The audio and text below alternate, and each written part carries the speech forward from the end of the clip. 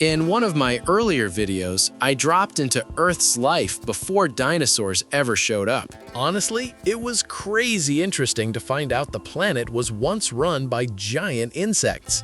So why not keep going and, while we're at it, raise the stakes? Because in that video, we didn't go further than 500 million years back and only really touched the Carboniferous period. So how about unpacking the remaining 4 billion? Who, across different geological periods, ran the planet and was the biggest animal?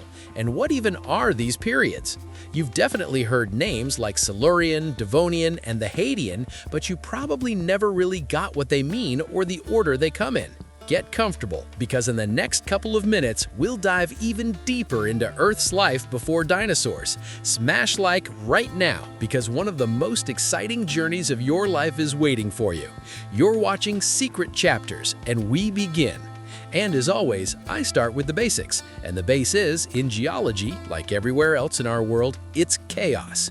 The geological timeline of Earth's history is floating around the internet in 10 different versions. Some people use eons, some invent their own units, and some are still clinging to classifications from the 15th century.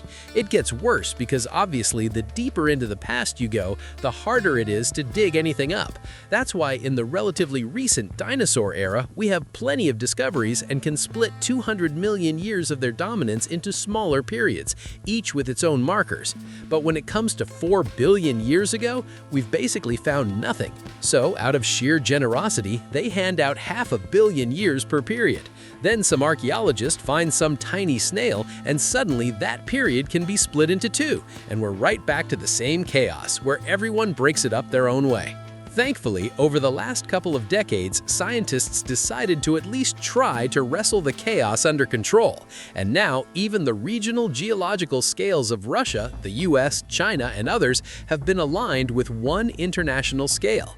That's the one we'll use as our backbone in this video, and we'll start from the very beginning, or, if you translate from Greek, from the Archean. That's what the first 2 eons in Earth's life are called, the Hadean and the Archean. An eon, literally epoch in Greek, is the biggest chunk of time on the geological scale.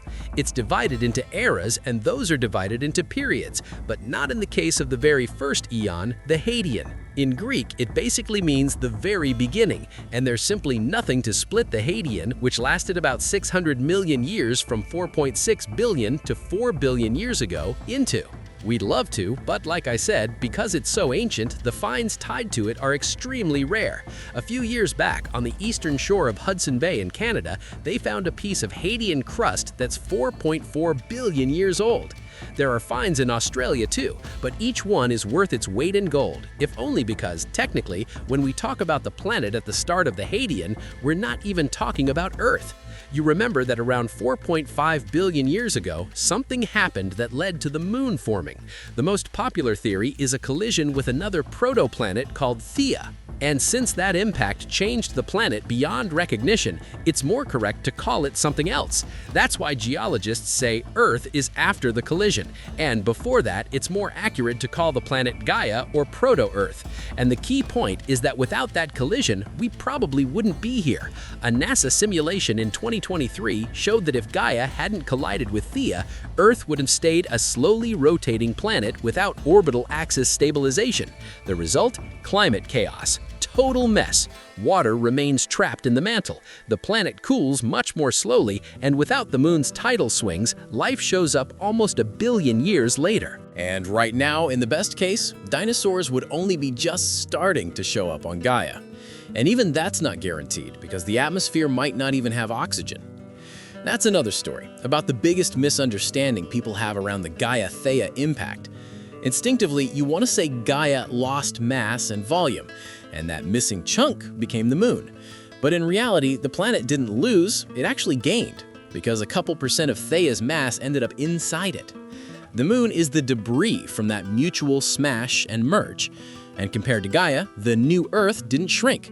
What it did get was a stable orbit with a life-friendly tilt, and it dumped a huge amount of heat as energy, cooling down fast and basically clearing the runway for life. And here we slide into the second myth. 4 billion years ago, by the end of the Hadean, people still picture Earth as a glowing magma ball. But scientists say it's the opposite. We have traces of liquid water as far back as 4.3 billion years ago, and the earliest life signatures in Canadian finds date to nearly the same time, which means Earth was already livable. The high-end estimate for temperature back then is a comfy 40 degrees Celsius, even for us today.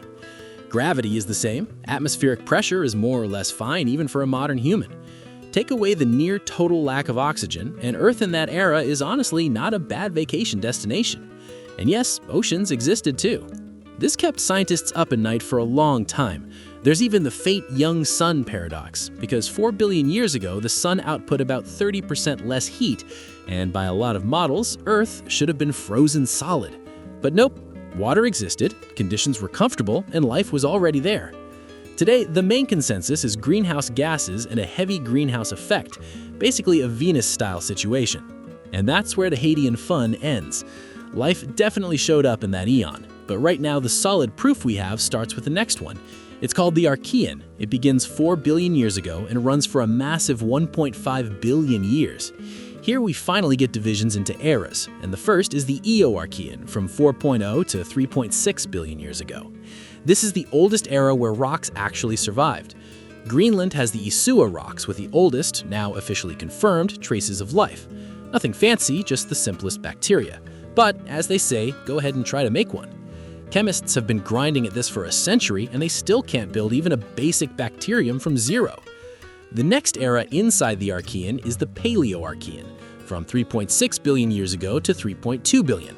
Here, Earth starts looking way more real. The supercontinent Valbara appears, roughly the size of Madagascar. A day lasts a full 15 hours, and the core has cooled enough that the magnetic field was shielding anyone who wanted it at about half of today's strength.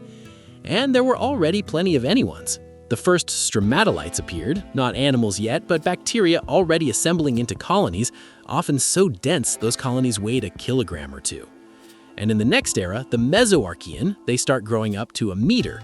The Mesoarchean also lasts 400 million years, up to 2.8 billion years ago, and it treats the Earthlings of the time to tidal waves up to 300 meters tall, like interstellar, because the moon still hadn't drifted out to its modern distance. So yeah, you had to pay for it. The big event is the beginning of continental tectonic plates forming.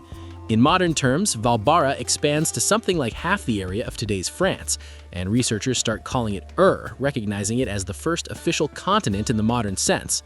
Just to be clear, stays one single landmass for the next 2.5 billion years. It even gets to be part of Pangaea later, so treat it with respect. And the Neoarchean, from 2.8 to 2.5 billion years ago, is marked by the first living things that can do photosynthesis. There weren't many of them, though. Earth was run by funny things that looked like seaweed, colonial cyanobacteria that stayed single-celled but clumped into colonies weighing up to tens of kilograms. People call them mats, and those mats made up a humble 1% of all living biomass. By today's standards, that's nothing, but back then it was a real-life boom. And somewhere in that boom, an imposter squeezed in. By the end of the Archean, these same cyanobacteria had learned photosynthesis and started pumping oxygen into the atmosphere, a deadly poison for about 95% of life back then. Purple and green sulfur bacteria, sulfate reducers, methanogens, and other anaerobes suddenly found themselves in real trouble.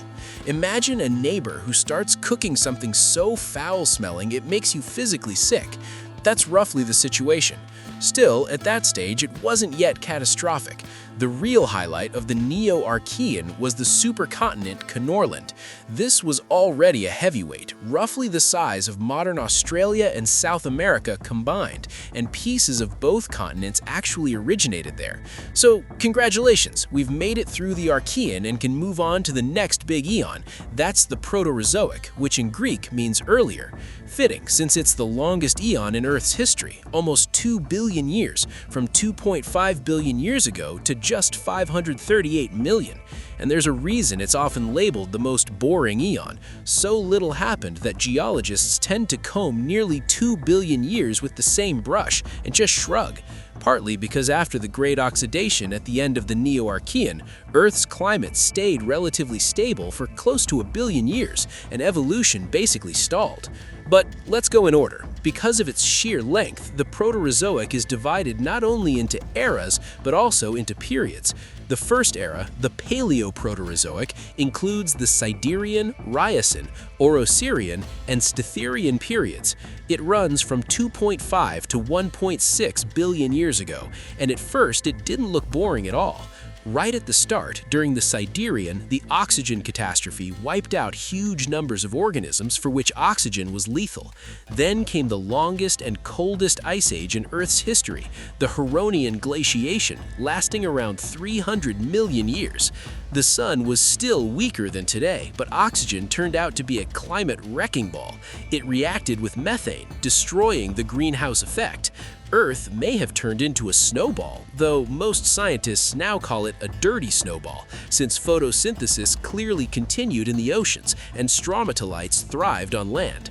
Roughly 70% of the planet was ice-covered, but near the equator, life hung on.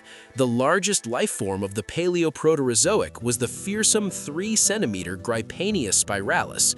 Scientists still debate whether it was a bacterial colony or a true multicellular algae, but its existence is unquestionable. Fossil spirals fill caves in Michigan, and later Chinese finds reached 20 centimeters. Gryphaena magnifica was a true multicellular photosynthetic organism, driving oxygen levels even higher. But the Hadean glaciation had consequences. Oxygen got locked away in ice, making conditions tougher even for oxygen-based life. So, logically, the Mesoproterozoic, starting 1.6 billion years ago, should have exploded with change. Instead, over nearly 600 million years and 3 periods, Chylemian, Ectasian, and Stenian, almost nothing happened. The stretch from 1.8 billion to 720 billion years ago earned the nickname the Boring Billion. Evolution slowed to a snail's pace, and geologically, the planet also hit pause. 2 supercontinents, Columbia and Rodinia, stuck around for a full billion years, compared to the last 600 million years, which saw 5 different supercontinents come and go. The only thing a time traveler's eye could actually enjoy back then was the dark turquoise oceans. With oxygen levels low, anaerobic cyanobacteria were thriving. They would eat, do their thing, and instead of oxygen, they'd dump sulfur. That's where the color comes from. And it's also a weird comeback of oxygen-free life. A 2022 model suggests that during the Boring Billion, the world was roughly split 50-50 between those who loved oxygen and those who hated it. The scales could tip either way. And that same Kingshania magnifica stayed the biggest living creature. Not kidding, holding the crown for almost a billion years. The only thing you can even try to attach to that boring era to make it sound a little less dead is the start of life splitting into plants, animals, and fungi. Take Hedischia maniliformis, for example, a thread-like noodle up to 10 centimeters long that some scientists already want to call a fungus. Stromatolites were also shooting up to a meter tall, but they still weren't single organisms, just dense bacterial cities. So yeah, let's forget this era and move on. Next comes the Neoproterozoic with 3 periods. The Tonian is still part of the Boring Billion, but the Cryogenian, starting 720 million years ago, and especially the Ediacaran, starting 635 million, are way more exciting. So much so that people call this the most epic era in Earth's story. Because first, snowball Earth returned, and by roughly 650 million years ago, ice had basically reached the equator, and in many places the ice was pink because red algae were living beneath it. Global temperatures dropped so low that the equator felt like Antarctica does today. And that's a problem, because to thaw the planet, you needed around 13% CO2 in the atmosphere, about 350 times today's level. But there were no humans with factories, just a limitless ice desert with zero hope. So to rescue evolution and eventually help us invent anime, the classic saviors had to do the job: volcanoes. They were the only things punching through the ice, slowly feeding methane and CO2 into the air over millions of years. It was painfully slow, but unstoppable. The greenhouse effect started melting ice, at least in the tropics, and from there, as they say, the rest is just mechanics. Bit by bit, exposed land began absorbing sunlight instead of reflecting it, melting from the edges, and the chain reaction rolled on. But it's important to remember that 650 million years ago, life on Earth was basically the exception. About 99.9% of biomass died off. The planet looked more like Saturn's moon Enceladus than the Earth we know, and life was hiding exactly where astronomers look for it on Enceladus today, under the ice. Under ice cyanobacteria, fungi inside rocks, and nothing larger than a millimeter. Again, this is 650 million years ago, which in geology is basically yesterday. That's why most early Neoproterozoic life can't really be treated as direct ancestors of modern animals. Almost everything died out, evolution rebooted, and then, to epic Hollywood trailer energy, the ice pulled back. And that's when what researchers call the explosion began. In the last period of the era, the Ediacaran, some of the first multicellular organisms appear, including giant Charnia that reach a modern person's knee, and the chthonic Dickinsonia even larger, up to 1.5 meters. And then, the true star of the party, Kimberella, the first living creatures with a mouth. Although, to be fair, scientists still have questions about what counts as a mouth here, and whether Dickinsonia and Charnia are even animals at all. With so few finds and such poor preservation, it's still not guaranteed they were animals. Lichens, algae, even fungi, the scientific community has thrown out every possibility, and it's still unclear where to slot this whole zoo into the evolutionary chain, mostly because the next era, the Paleozoic, begins with an even bigger, literally bigger explosion. The first Paleozoic period, the Cambrian, kicking off 538 million years ago, began with such a surge in planetary biomass that explosion is the only word that fits. Before the Cambrian, total biomass sat at about 1% of today's, and then just 20 million years after it started, it shot up to 30, even 50%. Pretty wild, right? Earth basically burst into bloom, and it did it in a span 3 times shorter than the time between us and the dinosaurs' extinction. Sizes went crazy too. In those 20 million years, creatures became about 1,000 times larger. The arthropod Anomalocaris could reach a full meter in length. Not long after, sea-dwelling radiodonts were pushing almost 2 meters, basically human-sized, and a single claw from Chinese radiodonts could hit 42 centimeters. In just 52 million years of the Cambrian, the planet became unrecognizable, even geologically. You've heard of Gondwana, right? That's when it formed, out of the broken remains of the older supercontinent. North of it sat Siberia and Laurentia, and even Kazakhstan had its own little continent, literally called Central Kazakhstan. Both there and in Siberia, it was seriously warm. Water temperatures rarely dipped below 25 degrees Celsius. The planet's average was around 22 degrees Celsius, compared to today's 14, just to put it in perspective. So if Earth ever had a paradise, it was central Kazakhstan in the Cambrian. And tourists had plenty of room because 99.9% of life lived in the water. All those arthropods, the famous trilobites, and other Cambrian weirdos were aquatic forms, because on land there was still no ozone layer, no soil, and no plants. Temperature swings from +60 down to -20, harsh UV, naked rock under your feet. Basically, look at Mars. That's what Earth's surface looked like only 500 million years ago. Sure, a few little guys crawled out onto land, but scientists think it was temporary. The first creature that reliably lived on land is Pneumotes, still Paleozoic but already in the next periods, the Ordovician and the Silurian, starting 487 million years ago and ending 420. These periods are where land life truly begins and soil starts forming. And the real kings were fungi. Prototaxites grew up to 8 meters tall, and together with early plants, they slowly dissolved that lunar landscape of Earth with acids, releasing phosphorus and potassium. Liverworts helped too, and giant 5-meter Cooksonia as well. Those even pushed roots down and loosened the rock. So the mud we all hate in autumn is geologically the latest fashion trend, and a very recent invention on Earth. Next comes the Devonian, around 420 million years ago, trees toughened up and Archaeopteryx hit 30 meters tall. The first soil mites and springtails appeared, living permanently in the ground. 99% of life was still in the ocean, but the surface also had its own giants, like the 1.5-meter Ichthyostega, those meme-famous pioneers that were among the first to move onto land, already with legs, a skull, and fairly modern organs. But honestly, water was still more fun. Show a fisherman a Devonian predator like Dunkleosteus, and he'll beg to time travel. An adult could be 6 meters long and weigh up to a ton, a dream catch.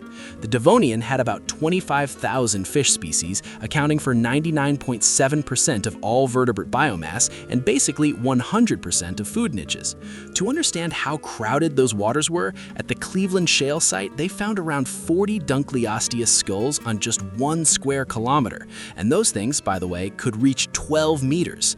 Like scientists say, the age of fishes in full force. Land truly explodes a bit later, in the next period, the good old Carboniferous, which we covered in a separate video.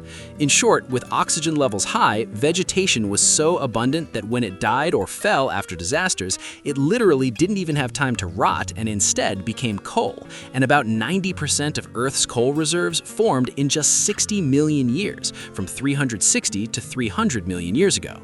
2-meter millipedes, dragonflies a meter wide clocking 70 kilometers an hour, scorpions the size of a dog. So yeah, no time travel there. And after this video, it's safer to just keep watching YouTube. We finished the Paleozoic with its grand finale, the Permian.